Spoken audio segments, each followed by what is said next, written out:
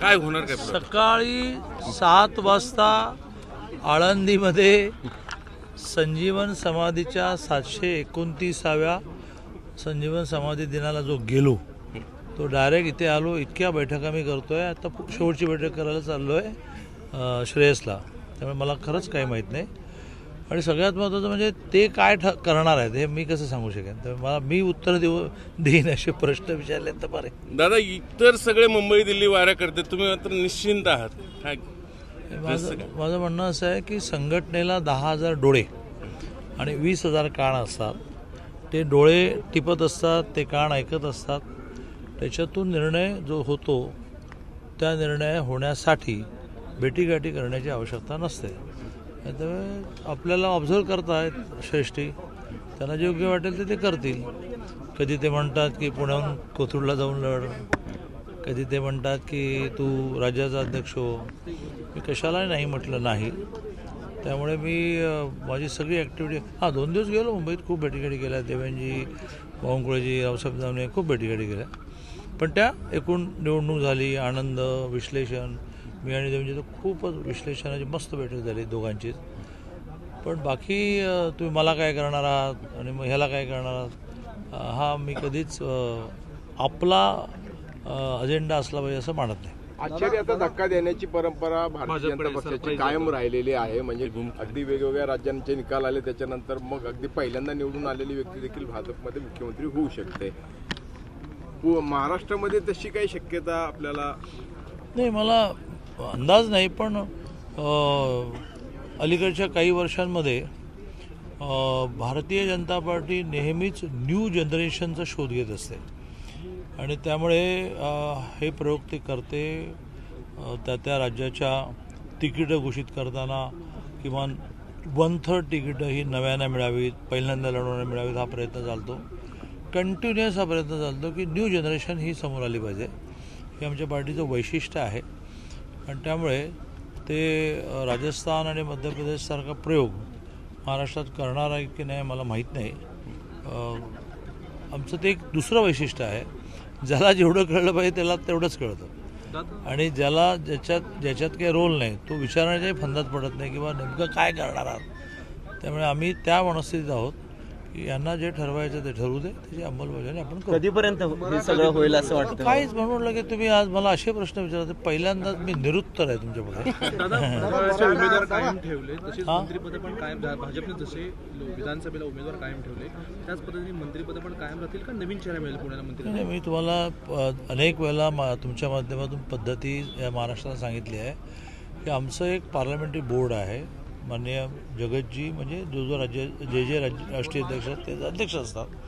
मोदीजींसहित member असतात आणि त्याच्यामध्ये प्रत्येक विषय जातो. म्हणजे आमची महाराष्ट्राची विधानसभेची उमेदवारांची यादीसुद्धा तिथे फायनल होते. म्हणजे आम्ही खूप काम करतो. एका विधानसभेला 3 ऑप्शन्स काढतो, तिथे येऊन जातो आणि त्यांच्या सर्वेशी मॅच करतो. इतकं आमच्याकडे लोकशाही मार्गाने चालतं. त्यामुळे कोणाला मंत्रिपद देणार आहेत, काय मंत्रिपद देणार आहेत, जुळणारा रिपीट करणार आहेत का घरी पाठवणार आहेत, काही मला अंदाज नाही. एक ईव्हीएम विरोधी आघाडी सध्या आता पुन्हा एकदा असते. काल सुप्रीम कोर्टाने आमचं काम खूप सोपं केलं.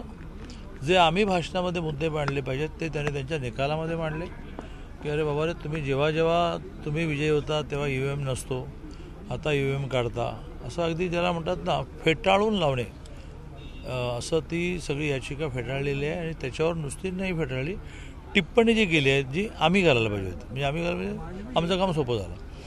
ईव्हीएम हा काही विषय नाही.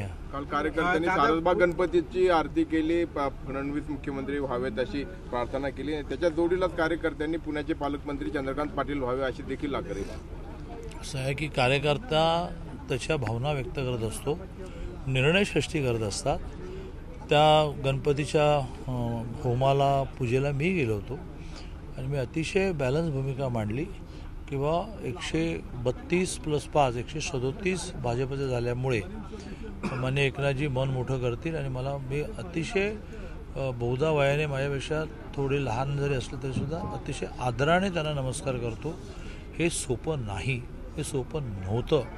इतका मनाचा मोठेपणा दाखवून तर मी आपलं कावळा बसाने फांदी जोडायचं मी त्यांना आवाहन केलं आणि त्यांनी ते परिपेस करून दिले. तर मी श्रेय घेतो की मी त्यांना आवाहन केलं की मन मोठं कारण त्यांनी केलं. आणि त्यामुळे कार्यकर्त्याची भावना असते. आता एकनाथजींच्या पत्नी पण इकडे ह्याला आल्या, भीमाशंकरला आल्या. काही माणसाला प्रत्येक गोष्ट आपल्याला मिळाली पाहिजे असं वाटतं. ती मिळते त्याचं काही गॅरंटी नसते, पण ती मिळेपर्यंत मिळेल मिळेल मिळेल मिळेल असं म्हणायचं असतं. एका क्षणाला नाही मिळाली तर नाही मिळाली ह्याती आनंद मानायचा असतो. काशीस जावे नित्य वदावे. काशीला जायचं आहे, काशीला जायचं आहे, काशीला जायचं आहे, किंवा तिथे जायला मिळेल. कॅबिनेटची टीम दिल्लीतनं ठरेल की इथनं वन मॅन आर्मी असेल? मुख्यमंत्री देण्यावरती चर्चा आहे. काल विनोद तावडे सुद्धा अमित शहाची भेट घेतली. बऱ्याच गोष्टी इलेक्ट्रॉनिक मीडिया जेव्हापासून डेव्हलप झाला तेव्हापासून खूप एखादी स्टोरी कशी तयार करावी, मग ती सूत्र या नावाने कशी मांडावी, याचं या शक्य झालं तर बुकफेस्टमध्ये सुद्धा एक आपण वर्कशॉप करू की एखादं नव्हतं ते होतं कसं करायचं, होतं ते नव्हतं कसं करायचं, एखादं वाक्य म्हटलाच नाही त्याच्या तोंडी कसं घालायचं. म्हणजे परवा निकाला दिवशी ABP माझाने सुदैवाने सगळं सेविंग त्यांच्याकडे असं माझ्याकडे असतं की ज्याच्यामध्ये मी जेवढं म्हणून वाईट बोलता येईल तेवढं ह्या पुन्हा एकदा उद्धवजींच्या वाईट म्हणजे कोणत्या अर्थाने वस्तुस्थिती मांडली. मांडवाकडून खूप पाणी गेली, पुलाकडून खूप पाणी गेलं आहे. एक दिवस असा गेला नाही की यांनी मोदीजींना आणि अमित शिव्या नाही दिल्या. मग विनोदजींचं उदाहरण दिलं की विनोदजी विचारून उद्धवजींनी म्हणायला पाहिजे होतं की अरे हा नाही असं करू शकत. अशांना पुन्हा एकदा घेणं ह्याला आम्ही कसं काय हो म्हणू असं सगळं म्हटलं. पण हे दाखवलं व्यवस्थित, ते तुम्हाला मानलं पाहिजे. पण टिप्पणी काय केली की चंद्रकांत दादा उद्धवजींना किंवा शिवसेनेला घ्यायला सकारात्मक. हां, तर असं तुम्ही काही तयार करता आणि आय एम ॲप्रिशिएटिंग यू. यालाही कौशल्य लागतं बाबा. दादा प्रदेशाध्यक्ष महिलेकडे जाऊ शकतो. प्रदेशाध्यक्षपद हे महिलेकडे एक एक प्रश्न विचारू. पहिले ह्यानी काही विचारलं होतं. प्रदेशाध्यक्ष मंत्रिपदासाठी खूप लॉबिंग सुरू आहे, तुम्ही मात्र निश्चिंत दिसताय, नेमकं काय? मी म्हटलं ना की नेत्याची इच्छा ही तर आज्ञा. नेत्याने आज्ञा करायची नसेल, इच्छा व्यक्त करायची असते. नेत्याची इच्छा ही तर आज्ञा. अनुशासन आम्हा प्यार. आम्हाला अनुशासन प्यार आहे की कोणी असं विचार की मुंबईत काय काम आहे, दिल्लीत काय काम आहे. आपलं गप मी सकाळपासून माझ्या मतदारसंघाच्या आढावा बैठक घेतो. इतकं अप्रतिम प्रतिसाद मिळाला त्याचा आढावा घेतो. त्यामुळे जेव्हा निरोप येईल त्यावेळेला तुम्हाला सांगून जाईल. अशी पतंगबाजी केली जाते की दादाचं मंत्रिपद जाणार जाणार वगैरे वगैरे वगैरे. ज्याच्या नशिबात जे असतं ते होतं. तर असे जाऊ. हां, तुम्ही काय म्हणता? प्रदेशाध्यक्षपद मराठवाड्याकडे येऊ शकतं का महिलेकडे? प्रदेश अध्यक्ष काहीच माहीत नाही म्हणजे. कारण आता प्रदेशाध्यक्षाची प्रोसेस पूर्ण चालायची ना. आमच्याकडे 4 महिने उशीर झाला, ज्याच्यामध्ये राष्ट्रीय अध्यक्षांची राष्ट्रीय कार्यकारिणीची मुदत संपली. त्याला 2 राज्यांच्या निवडणुकांची वाट पाहायची होती, महाराष्ट्र आणि झारखंड. आता सुरू झालं. आता सदस्यता होईल, मग बूथ अध्यक्ष होतील, मग शक्ती केंद्र अध्यक्ष होतील, मग मंडल अध्यक्ष होतील, मग राज्याध्यक्ष होईल. निम्मे राज्याध्यक्ष झाले की राष्ट्राध्यक्ष होईल. तर ह्या प्रोसेसमध्ये मराठवाड्याचं होणार आहे, महिला होणार आहे, नोन होणार आहे, अननोन होणार आहे. हे सगळंच काळाच्या ओघात ठरेल. पुण्याचे शरदचंद्र पवार गटाचे शहराध्यक्ष प्रशांत जगताप यांनी आरोप केला आहे की EVM हॅकमध्ये इस्रायल तंत्रज्ञानाचा वापर केला आहे. 15 ते 20% मध्ये ही अगोदरच स्टोऱ्या सांगण्याने काही होणार नाही. पुराव्यांच्या आधारे आपल्याला ते सिद्ध करावं लागेल. ते म्हणतात ते खरं असेल तर कारवाई होईल, ते म्हणाल तर खोटं असेल लोक वेड्यात काढतील. आता आपण कधी म्हणू सीएम पदासाठी तुमचंही नाव चर्चेत झालं. सरप्राईज देऊ शकतो. आता एकदा म्हणता की माझं मंत्रिपद जाणार. बघा म्हणजे इलेक्ट्रॉनिक मीडियाचं बघा. 2 मिनिटापूर्वी काय म्हणाले की तुमचं मंत्रिपद जाणार. 2 मिनिटांनी काय म्हणतात की तुम्ही मुख्यमंत्री होणार. तर काय ते एक तर ठरवा. की ज्या लाडक्या बहिणींनी या सरकारला तारलं असं जे काही म्हटलं जातं, किंवा या कॅबिनेटमध्ये महिलांना कितपत स्थान मिळावं असं तुम्हाला वाटतं? नाही, महिला आमदार नेहमीच BJPचे जास्त असतात. महिला मंत्रीसुद्धा चांगलं प्रतिनिधित्व आम्ही देतो. आता यावेळेला एकूण असं आहे की मंत्रिमंडळ ठरवणं हा अत्यंत कठीण विषय असतो. रिजनल बॅलन्स सांभाळायला लागतो, जातीचा बॅलन्स सांभाळायला लागतो, आर्थिक स्तराचा बॅलन्स सांभाळायला लागतो, पुरुष महिला सांभाळायला लागतो. आणि हे आमचे श्रेष्ठी त्याच्यात हुशार आहेत, ते करतील. हा झालं संपलं चला. सीएम पदाचं मी तुम्हाला अशी विनंती करतो, तुम्ही माझी बाईट घेत जाऊ नका, तुम्हाला काही न्यूज मिळत नाही. संजय राऊतांचे सूर बदलले. त्यांनी देवेंद्र फडणवीसांचं कौतुक केलं आज.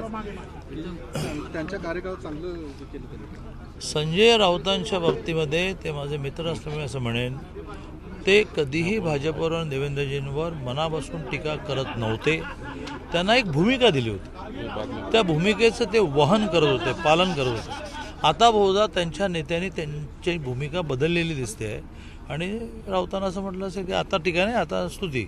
आता ही भूमिका बदलण्याचं कारण काय हे तुम्हीच मला सापडलं की सांगा. दादा विरोधी पक्ष नसेल, मिस करणार का तुम्ही विरोधी पक्षांना? काय विरोधी पक्ष नेता नसेल सभागृहामध्ये, कायद्याप्रमाणे नसेल, जाणवेल का?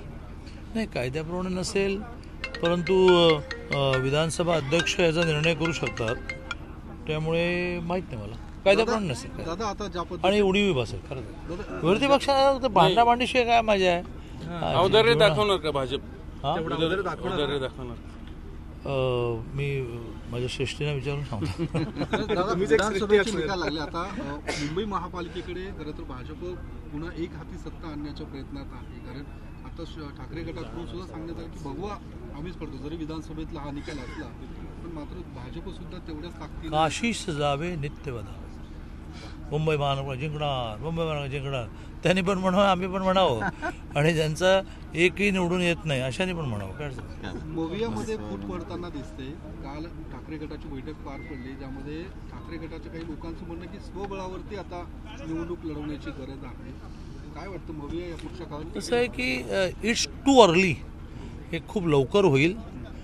मंत्रिमंडळाची स्थापना झाली, कोणाला काय वेटेज मिळालं कळलं की एक तुम्हाला सांगतो की राजकारणामध्ये विदाऊट सत्ता राहणं अवघड असतं, महाअवघड असतं. माणसं टिकवणं, संस्था टिकवणं, कार्यालयाचं भाडं भरण्यापासून सुरुवात होते. त्यामुळे काही होऊ शकतं. पुण्यात कोणाची निवडणी लागेल? हा, विधान परिषद जागा रिकाम्या झाल्यात, पुण्यातून कोणाचं नाव? मी तुमच्या नावाची शिफारस करतो.